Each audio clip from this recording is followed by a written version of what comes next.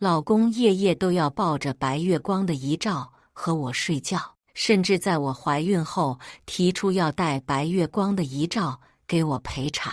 老婆，琪琪给我托梦了，说想看看咱们的孩子长什么样。我摸着微微隆起的肚子，满不在乎地说：“随便。”几天后，我将他白月光的遗照换成几页纸。老公发现后暴跳如雷：“谁让你把照片换掉的？你还没有人性！你跟一个死人碾酸吃醋有意思吗？”看到相框里的离婚协议书后，他又发现里面的医院打胎证明。这一次他彻底慌了。亲情长相守，真情在人间。大家好，我是秋兰，欢迎观看《真情人间》。老婆，琪琪昨晚又给我托梦了，说想看看咱们的孩子长什么样。你预产期那天，我带着琪琪的遗照好不好？老公和我在床上，他一边放着琪琪的遗照，一边搂着我。从他的语气中，我能听出他的期待。我翻了个身，背对着他，满不在乎地说：“随便。”然后摸了摸自己的肚子，为这个可怜的孩子默默流泪。林书航和对枕边人的泪水没有丝毫察觉，却能和那个阴阳两隔的白月光心意相通。老婆，琪琪跟我说她很想我们，你还记不记得大学时候咱们3个经常去的那家大排档？这种话他翻来覆去说了很多遍，我已经不厌其烦。这件事你还要说多少遍？天天抱着你的琪琪，自己回忆回忆得了，别吵我睡觉。听到我的不悦，他立马换了一副面孔，刚才的温柔语调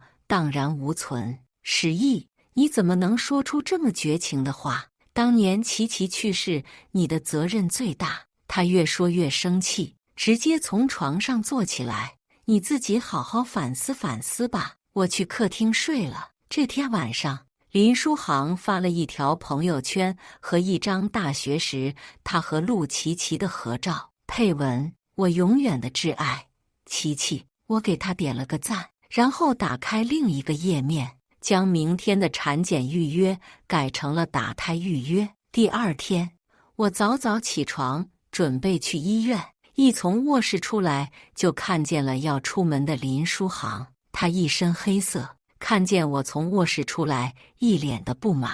今天是七夕，我去看琪琪，你就别去了。昨晚说出那种话，你还有什么脸见琪琪？我看着林书航，对于这个我爱了多年的男人，仍然心存一丝希望。书航，我们昨天不是说好今天一起去产检吗？他在门口犹豫片刻，语气比刚才略微平和地说：“七夕这么重要的日子只有一天，产检哪天都可以去，你改一下预约时间，我改天陪你去。”我没说话，自顾自地整理我的包。他观察着我的表情，眼神试探，语气却很强硬：“你不会因为昨晚的朋友圈不开心吧？那就不必了，我屏蔽你爸妈了。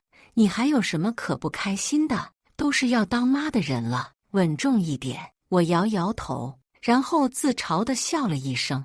我的态度一下子点燃了他，他的语气带着愤怒：“石毅，你跟一个死人较劲有意思吗？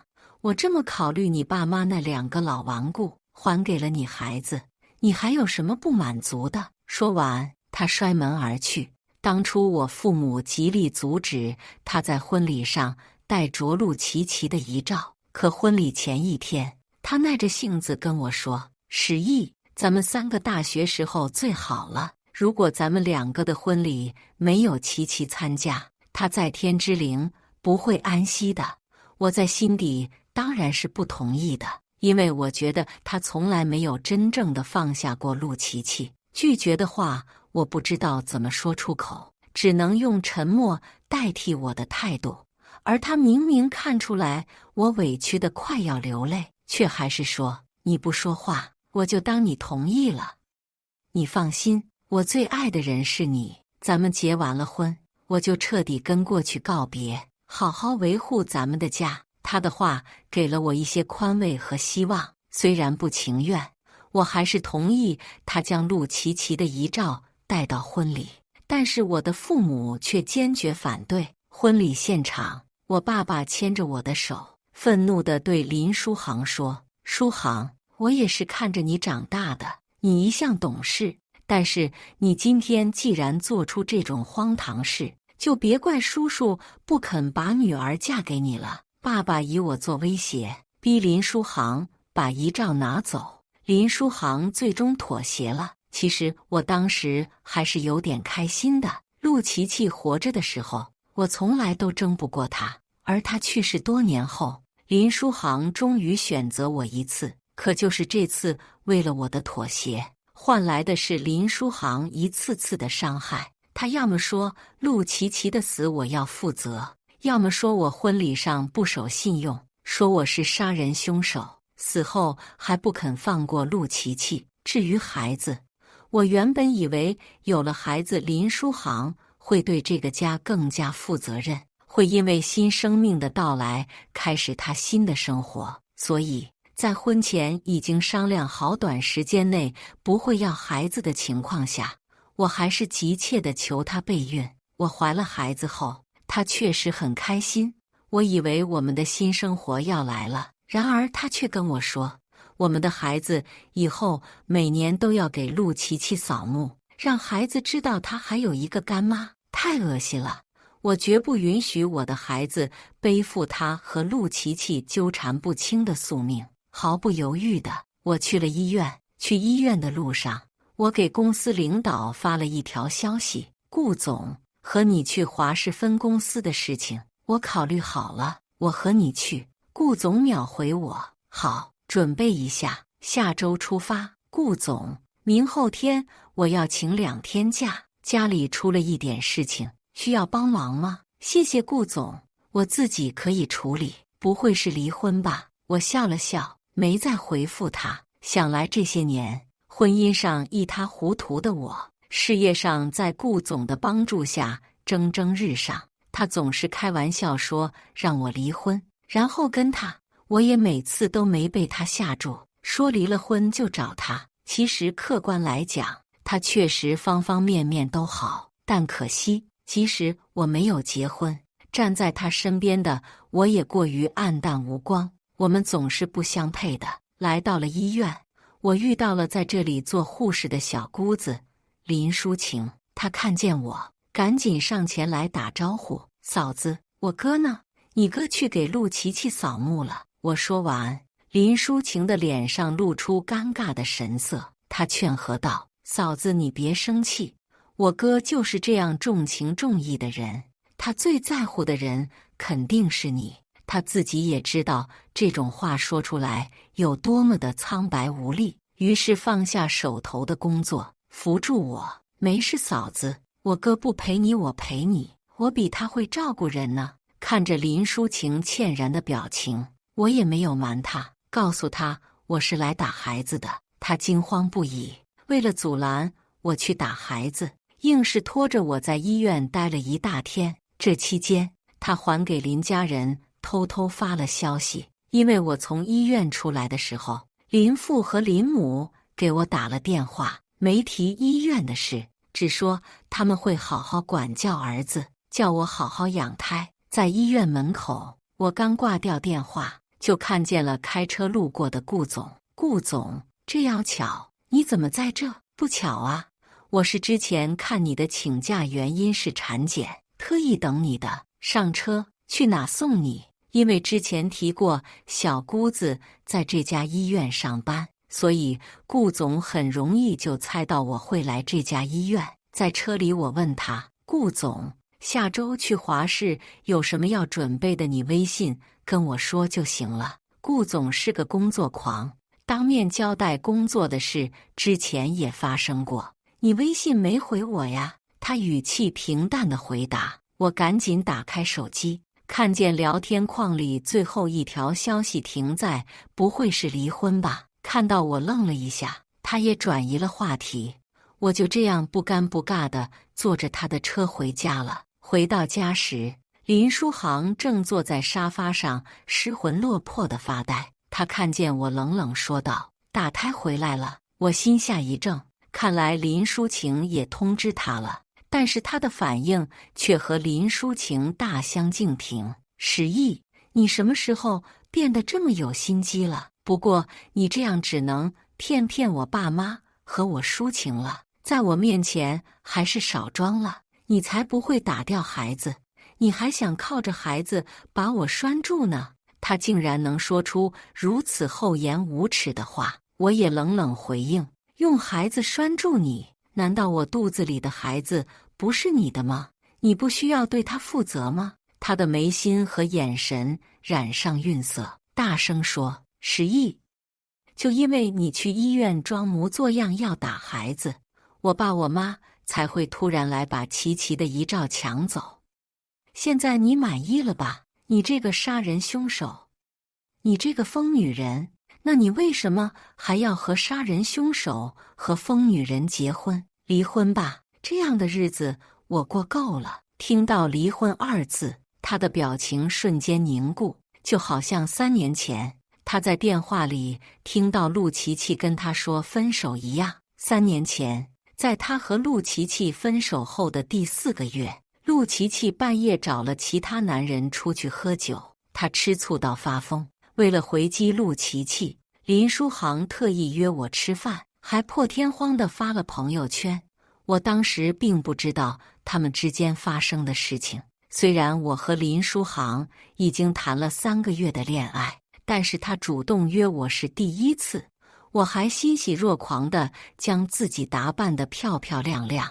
他这一招果然生效了。陆琪琪看到朋友圈，马上给林书航打电话，让他去找他。林书航接到电话时，嘴角带着得意又甜蜜的微笑，但是嘴上却说去不了，和石毅吃饭呢，然后挂掉了电话。这是他第1次为了我拒绝陆琪琪，哪怕是在我和林书航谈恋爱期间，他也是对他随叫随到。就是那天，陆琪琪在来找我和林书航的路上出了车祸，去世了。林书航悲痛万分，他责怪我说，如果不是和我吃饭，陆琪琪就不会来找我们，也不会在路上出车祸。多年来，我并没有为自己辩驳，因为我爱他。如果这么说会减轻他因为愧疚而带来的痛苦，我愿意承受这份罪责。他是我的最爱的青梅竹马，我不想看见他痛苦。我以为他会明白我的苦心，会慢慢被我感动。毕竟他和陆琪琪分手后跟我说，会学着放下他，然后一心一意和我在一起。但如今我才明白，我当年只不过是他为了引起陆琪琪注意的工具人，是承载他对陆琪琪愧疚的器皿。现在又成了他表演人鬼情未了的观众。思及此，我已经对面前这个人彻底绝望了。我们离婚。林书航呆呆地反应了几秒后，迅速从沙发上弹起，暴怒道：离婚？不可能！别以为有我爸妈给你撑腰，你就什么话都敢说。琪琪已经不在了，你到底在跟谁较劲？你想要的婚礼、名分、孩子，我都给你了，你还有什么不满足？在他眼里，婚礼、名分、孩子本来都应该是给陆琪琪的，是我抢了他的。我既然得到了，就应该心存愧疚，感恩戴德。为什么不离婚？你不是爱陆琪琪吗？那就更应该跟我离婚了，不然他在天上看见了，会吃醋，会伤心的。他一下子被刺激到了，额头青筋暴起。你怎么有脸提吃醋？当年要不是琪琪吃你的醋，专程来找我，他会出事吗？你现在提这2个字，良心不会痛吗？我毫不顾忌地反驳，不管你当时和哪个女人吃饭，陆琪琪都会去找你。发朋友圈气他的是你，拒绝和他见面的是你，是你害死了他。你别想把责任推给我了。他如遭雷击一般呆在原地，这么简单的道理他好像今天才明白。但是他仍然不敢面对。我继续说，陆琪琪的死就是一场意外，我不会再让你用他的死来惩罚我了。在这场意外中，我没做错任何事，但你罪不无辜。你还要继续逃避责任吗？陆琪琪给你托梦的时候，没问你为什么偏偏那一次没去找他吗？你说我是杀人凶手，他没有怪你为什么娶把他害死的凶手吗？林书航不可置信地看着我，眼神中透露着恐惧，像是在看一个陌生的怪物，还不断地摇头。疯了，真是疯了！你怎么能说出这种话？你不是要离婚吗？我所有的证件都放在了最重要的地方，那就是琪琪遗照的相框里。你要是想离婚，就去我爸妈那里把遗照拿回来，把琪琪还给我，你也可以离婚了。他说完，我马上动身去了他爸妈家。我一出门，就看见还在门外等着我的顾总，他扬了扬下巴，示意我上车。我坐在副驾驶上，面色苍白，眼眶却猩红着。他心疼地看着我，小心翼翼地问我：离完了？快了。到林父林母家后，我谎称已经和林书航已经和好，拿遗照是为了好好让林书航跟过去告别。他们二老很信任我，也对我很好，所以我很愧疚，对他们说了谎。可是如果跟他们说离婚和打孩子的事，他们只会加以阻挠。但我已经一刻都不想等待，只想快点离开林书航。看着快要落下的太阳，民政局肯定是下班了。于是顾总带着我找了一个酒店住下。关上房门前，顾总柔声说：我就住你隔壁，有事叫我。我点点头，关上了门。顾总作为朋友，让此刻的我多了一份安心。晚上，我从浴室出来之后，看见林书航给我发的一堆消息。石毅，你现在在哪？我去找你。爸妈说你把遗照取走了，你是真的想和我离婚吗？我错了，回家吧，我们好好的。石毅，我的证件都在相框里，你千万不要动，反正我们也不会离婚，用的时候我自己来取。琪琪的照片你千万别动，你动了我会生气。看见消息回我一下。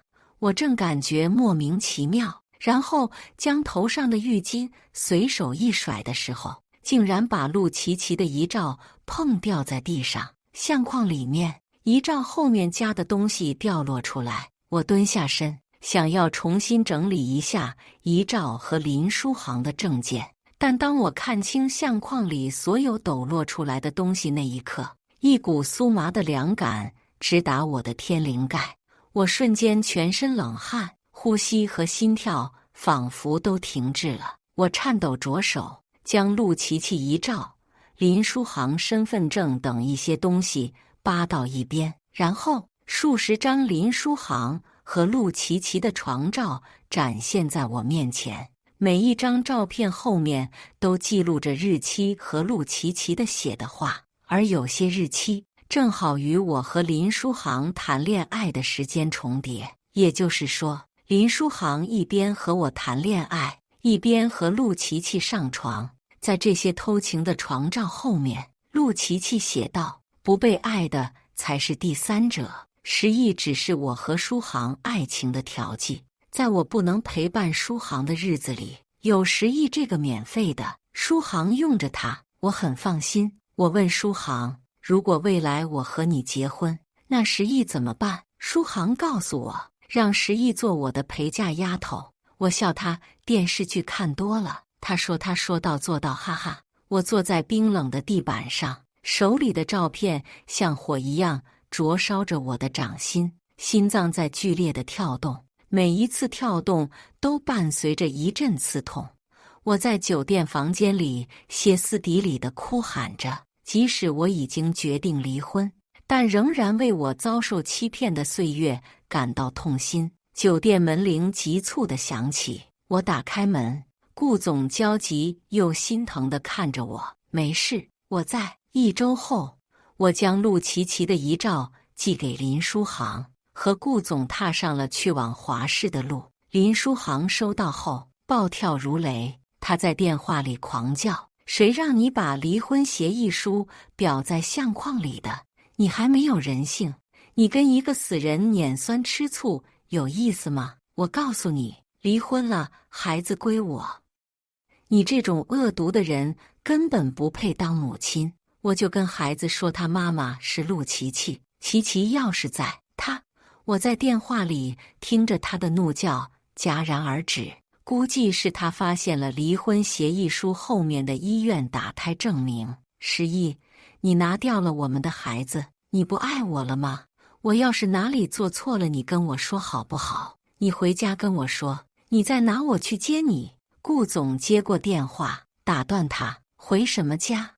你在离婚协议上签了字，10亿马上就有新家了，别耽误我们，赶紧的吧。电话那头是长久的沉默，然后是林书航的笑声：10亿，你在哪找的男人来气我？这个玩笑可不好笑，别闹了，回来吧。我冷冷地说：我之前已经说得很清楚了，离婚，我和你一刻都待不下去了。10亿，你来真的是不是？我不是跟你道歉了吗？你还想怎么样？难道还要让我跪下认错吗？我停顿片刻，刚要说话，就被对方打断。行，我答应你，只要你愿意回来，我怎么都行。我给你跪下，没用了。林书航，你还有什么可坚持的？离婚吧！顾斐不顾林书航的咆哮，直接挂断，在等红绿灯的间隙看着我，感觉怎么样？有没有哪里不舒服？我摇摇头，回以他一个微笑。1周前，我在酒店发现了陆琪琪遗照的秘密。那天晚上我崩溃到不行，是顾斐一直陪在我身边。他告诉我，这个孩子不管去留，都尊重我，会给我找最好的医生调理身体，离婚的事也会支持我，帮我找最好的律师，一定在最快时间内把婚离了。他又陪我回了我自己家。我跟爸妈说了这些天发生的事情后，爸妈十分痛心，支持我把孩子拿掉，也支持我离婚。处理好这2件事情后，正好到了之前定好的去华氏的时间。但是此刻，顾斐去的方向却不是华氏。不去机场吗？这个方向不对吧？他微微一笑，耐心解释，工作的事不着急，反正公司是我的，我说了算。你先恢复身体，调整一下心情，然后再说工作的事。这期间我也会陪着你的。他对我很体贴，很照顾，这就让我感到为难和愧疚。这段时间，谢谢你，要不是你陪我，我自己肯定更艰难。我已经耽误你这么长时间了，而且我身体恢复得很好，可以去工作的。没等我说完，顾斐温柔地摇摇头，示意我不要再说了，别说什么耽误我的话了。其实你在我身旁就好，我不希望你和我相处的时候这么有负担。你有负担，我也会不自在。他最近说的话越来越奇怪，我现在看他的眼神也充满疑惑。顾斐，你关心我，我知道，我谢谢你一直在生活和工作上对我的照顾。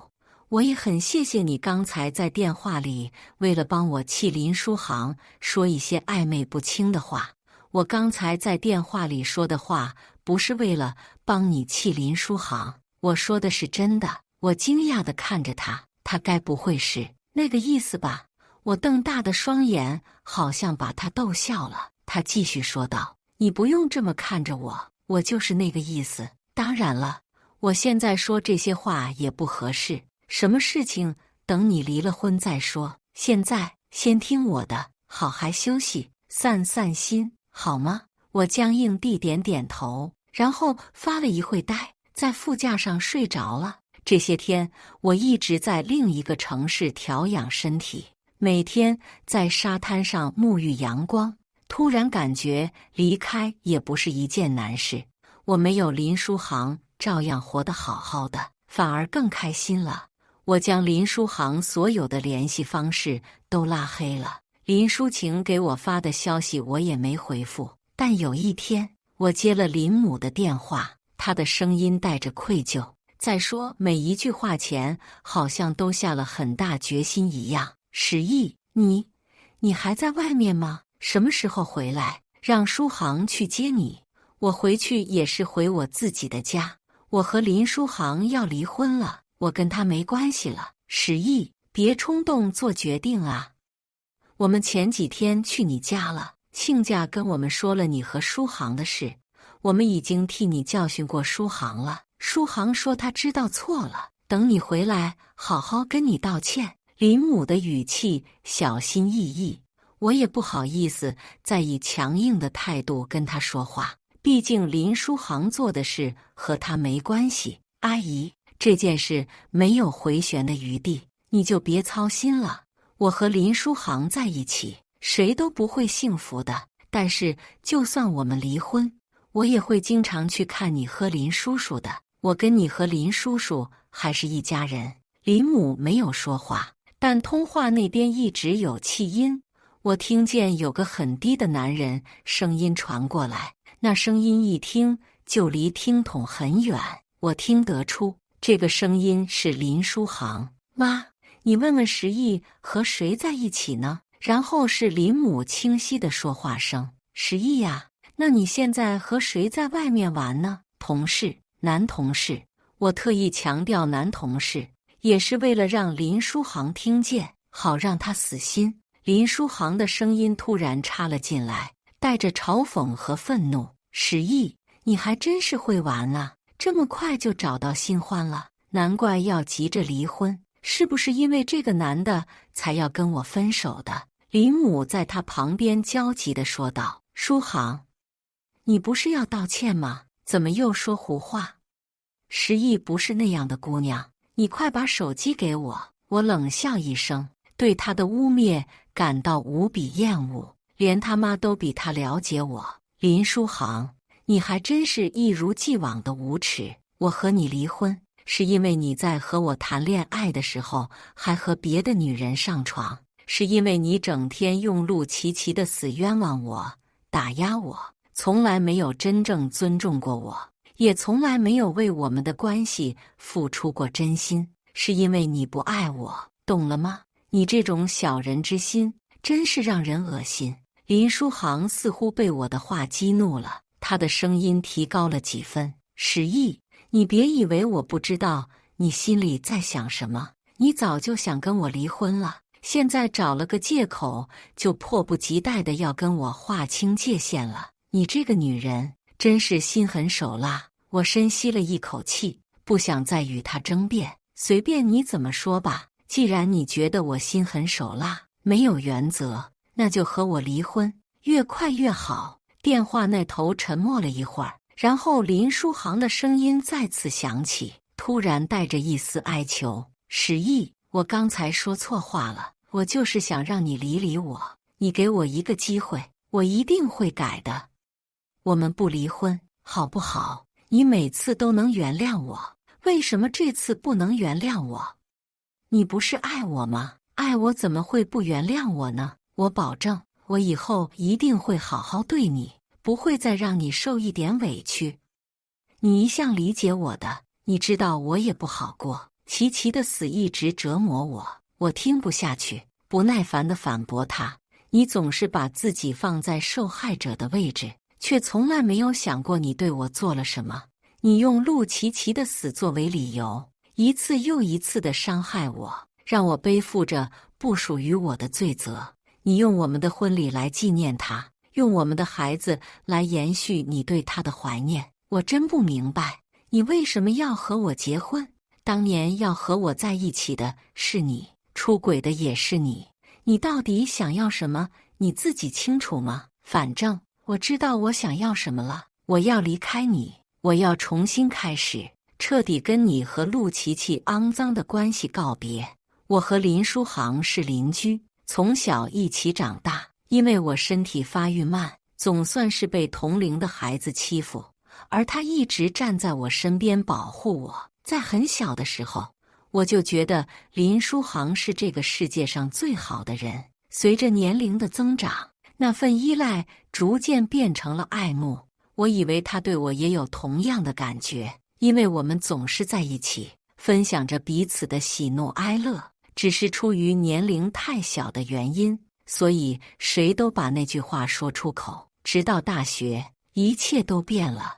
我在大学认识了陆琪琪，她美丽自信，活泼开朗，我们很快成为了朋友。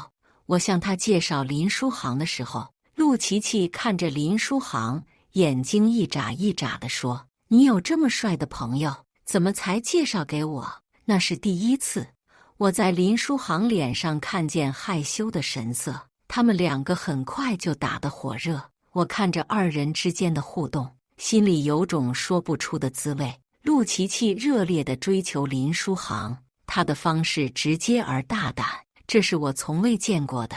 林书航也很享受这种追捧，他们之间的关系迅速升温。我站在一边，看着他们从朋友变成了恋人，心里充满了失落，但也默默祝福，然后淡出这一段关系。但是他们的关系并不像我想象的那样稳定。陆琪琪喜欢和不同的男生出去玩，林书航觉得没有安全感，于是他们开始争吵、分手，然后又和好。直到有一天，陆琪琪和一个富二代在另一个城市过了好几个夜之后，跟林书航说了分手。分手之后，我又开始慢慢恢复我和林书航小时候那样的关系，在他失恋的日子里耐心安慰陪伴他，直到林书航向我表白。我以为我终于等到了我的幸福，但现实却是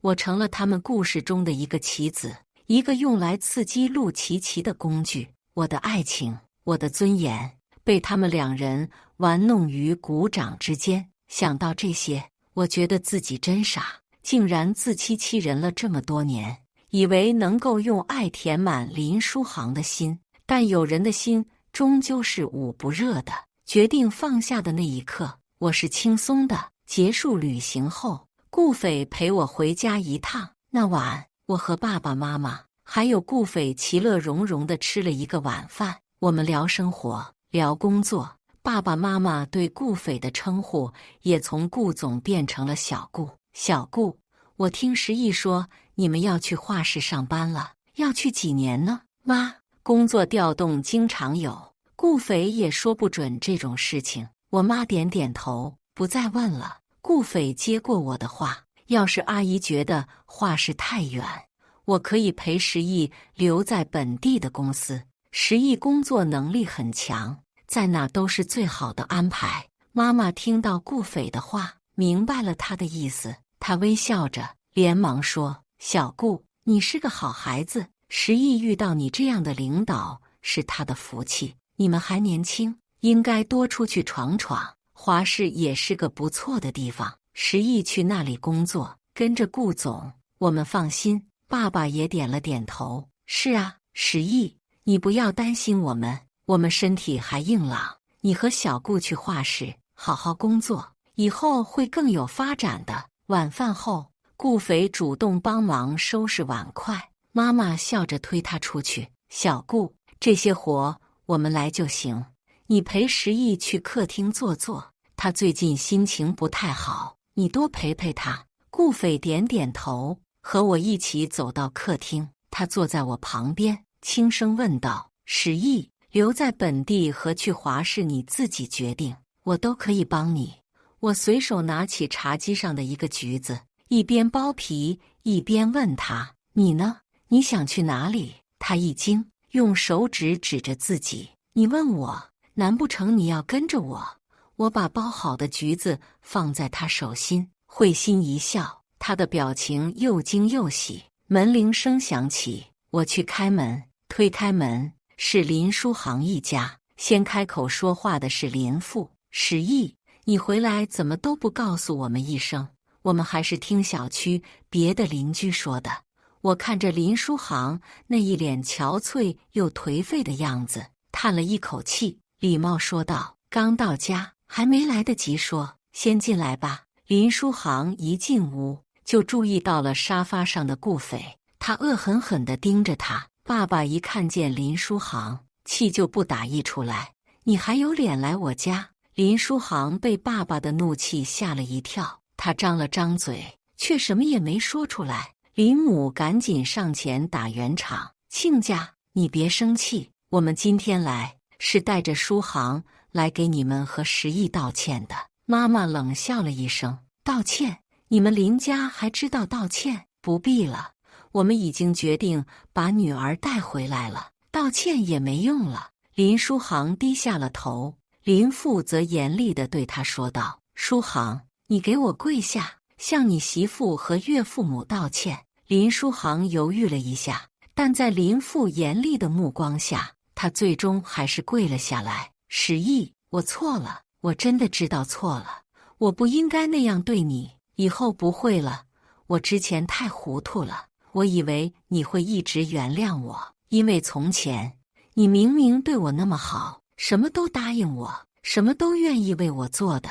但是现在我知道了，我让你伤心了。”林母也上前一步，带着哭腔：“石毅，我们林家确实对不起你，是我们没教育好书航。但是你们夫妻一场，你就不能再给他一个机会吗？机会？你们林家给过我女儿机会吗？一个小三的遗照，婚礼上抱着，这就是给我们女儿的机会。现在还好意思来求机会？我告诉你们，没门！你们赶紧拿走吧。”顾斐在沙发上看着这一切，我随时都能对上他坚定的眼神。他好像在问我：“需要我帮你把他们赶出去吗？”林家人不依不饶，他们再在这待一会，爸爸的血压要受不住了。顾斐站起身，走到我身边，不卑不亢地对林家人说：“石叔叔不想看见你们，这个意思石毅也表达过很多遍了。他现在过得很好。有稳定的工作，有关心他的朋友，也有我在身边支持他。你们不要再把他拖下手了。”林书航终于把这股火发出去了，他指着顾斐说：“你是谁？这里有你说话的份吗？石毅是我的妻子，我们的事还轮不到你来插手。”爸爸立刻站了起来，指着林书航的鼻子说：“你有什么资格在这里大呼小叫？我女儿已经和你没有任何关系了，赶紧把离婚协议签了，再也别来打扰我女儿。”林书航着起急来，他伸出手想要触碰我，但是被顾斐一把抓住胳膊，然后把他胳膊拧到背后，一把把他推倒到门外。林父林母赶紧出门扶儿子，妈妈趁机把门关上，任凭他们怎么敲门都无动于衷了。林书航还在门外大喊：“石毅，你开门！你忘了我们小时候说过要一直在一起吗？你怎么会不原谅我呢？你不是最爱我吗？我也最爱你。”顾斐隔着门大声告诉林书航：“林书航，如果你不想让事情太难看，就在离婚协议上签字，不然我就找最好的离婚律师。这个婚石毅离定了。”顾斐全身上下都散发着安全感，爸爸妈妈也十分欣慰。几天后，在林父林母的劝说下，林书航签了离婚协议书，因为他们不想自己儿子的丑事因为离婚官司闹得人尽皆知。离婚协议书是林淑晴给我送来的，他说林父林母用尽办法，总算逼得他签了离婚协议书。但是签完之后，他整个人一下子就泄气了，茶饭不思，也不念着陆琪琪了，整日翻看我们2个小时后的相册。我淡然一笑，他这个人没什么要什么，注定一无所有。接下来的日子里，我全身心投入到工作中，顾斐也如他所说，一直陪在我身边，我们一起执行工作计划，一起解决工作中的难题，一起庆祝生活中的大小节日。自然而然的，我们的关系也在悄然发生着变化。2年后，我们决定结婚。顾斐说，要不是工作拖着，早就把婚结了。婚礼现场，我和顾斐按照自己的想法布置得如同童话中的宫殿，鲜花、灯光、音乐都是我亲自选的。婚礼当天，阳光明媚，海风轻拂，我穿着一件白色的婚纱，顾斐则穿着一套黑色的西装。我们手牵手走在花瓣铺成的红毯上，接受着亲朋好友的祝福。然而，在婚礼的一角，我注意到了一个熟悉的身影。林书航失魂落魄地看着人群中的我，他手里拿着一本破旧的相册，那里面是我们小时候的照片。他直到现在还没有从过去的回忆中走出来。这2年，我听到他不少的消息：酗酒、自残、抑郁，家里人为着他的病东奔西走，但总是不见好转。他这2年最常念叨的话就是：他怎么说不爱就不爱了呢？他为什么会和别的男人在一起？我也会想，他为什么会这样？或许是因为习惯，或许是因为内疚，或许是因为真的爱我，或许只是不能接受被我抛弃的事实。但这一切都已经不再重要了。我已经有了顾斐，有了全新的生活。夜幕降临，婚礼的烟火在海边绽放，我和顾斐紧紧相拥。我们是世界上最幸福的人。感谢大家的观看，欢迎大家在下方评论区讨论。如果你喜欢这类故事，记得点击订阅《真情人间》，并分享给更多的人，这会对我帮助很大。再次感谢大家的观看。